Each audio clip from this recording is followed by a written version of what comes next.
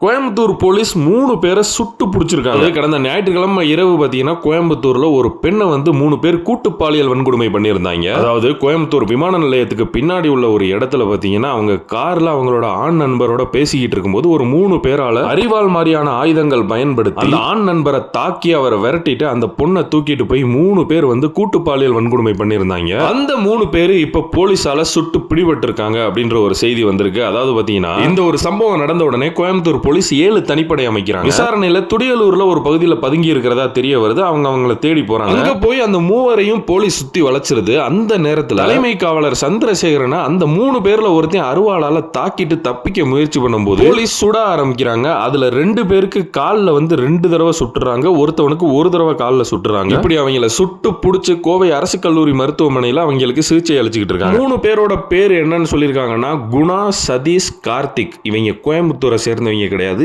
சிவகங்கைக்காரங்க. அவங்க மேல ஆல்ரெடி கொலை முயற்சி, வழிப்பறி இந்த மாதிரியான குற்ற வழக்குகள் பல இருக்கு அப்படின்ற மாதிரி சொல்லப்படுது. விரைந்து செயல்பட்ட காவல்துறைக்கு வாழ்த்துக்கள். அதே மாதிரி இவ்வளவு வழக்கு இருக்கிறவங்களுக்கு இந்த வெளியில எடுக்கிறதுக்கு எந்த வக்கீல்ரா போறேன்? ஒரு பொழப்பு பொழைச்சா அது என்னடா ஈன பொழப்பு?